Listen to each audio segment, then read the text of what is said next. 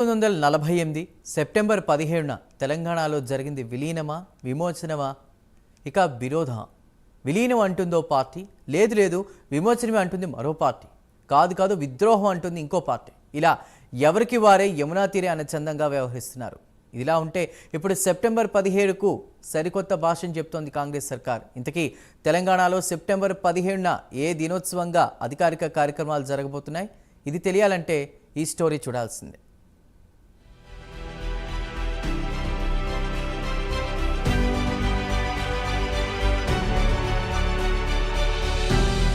September 17వ తేదీ వచ్చిందంటే తెలంగాణలో ఎప్పుడూ వివాదమే. సెప్టెంబర్ 17 అంశంపై రాజకీయ పార్టీల మధ్య భిన్నాభిప్రాయాలున్నాయి. ఇప్పుడు సెప్టెంబర్ 17పై సరికొత్త రాజకీయం తెరమీదికొచ్చింది. ఇప్పటి వరకు చేసిన కార్యక్రమాలకు భిన్నంగా పెట్టి కాంగ్రెస్ ప్రభుత్వం కీలక నిర్ణయం తీసుకుంది. 17 సెప్టెంబర్ను తెలంగాణ ప్రజాపాలన దినోత్సవంగా జరపాలని ప్రభుత్వం నిర్ణయించింది. సెప్టెంబర్ 17న తెలంగాణ సచివాలయంతో పాటు అన్ని ప్రభుత్వ కార్యాలయాలు, స్థానిక సంస్థల ఆఫీసులు, గ్రామ పంచాయతీ కార్యాలయాల్లో జాతీయ జెండా ఎగురవేయాలని ఉత్తర్వులు జారీ చేసింది. ఈ కార్యక్రమంలో మంత్రులు, ప్రజాప్రతినిధులు హాజరు కావాలని ఆదేశాలివ్వడంతో సరికొత్త చర్చకు దారితీసినట్లయింది.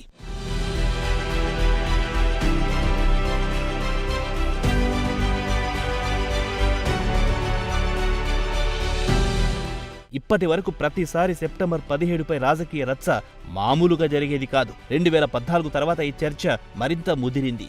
సెప్టెంబర్ 17ను కాంగ్రెస్, బీఆర్ఎస్, సిపిఎం, సిపిఐ, ఎంఐఎం పార్టీలు విలీనం దినంగా భావిస్తే కొన్ని వామపక్ష పార్టీలు మాత్రం విద్రోహ దినంగా ప్రకటిస్తాయి. అయితే బీఆర్ఎస్ అధికారంలోకి వచ్చిన తర్వాత సెప్టెంబర్ 17ను బీజేపీ, బీఆర్ఎస్ లు పోటాపోటీగా కార్యక్రమాలు నిర్వహించాయి. బీజేపీకి ధీటుగా సెప్టెంబర్ 17ను జాతీయ సమైక్యత దినోత్సవంగా బీఆర్ఎస్ నిర్వహించింది.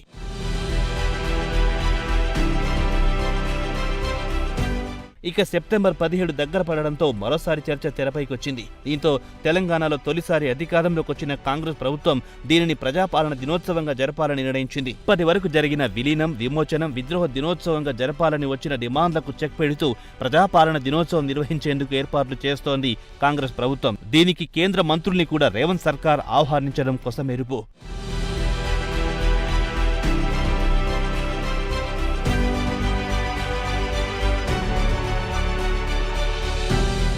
మరోవైపు బీజేపీ ఎప్పటిలాగే విమోచన దినోత్సవం జరిపేందుకు సిద్ధమైంది. కేంద్ర మంత్రి గజేంద్ర షెకావత్ ను ముఖ్య అతిథిగా ఆహ్వానిస్తోంది. ఇప్పటికే దీనిపై ప్రచారం హోరెత్తిస్తోంది. ఇక ఈసారి అధికారానికి దూరమైన బీఆర్ఎస్ పార్టీ కేంద్ర కార్యాలయం తెలంగాణ భవన్లో విలీనం పేరిట దినోత్సవం నిర్వహించనుంది. ఇలా ఏ పార్టీకి ఆ పార్టీ సెప్టెంబర్ 17ను ఉపయోగించుకుంటున్నాయి.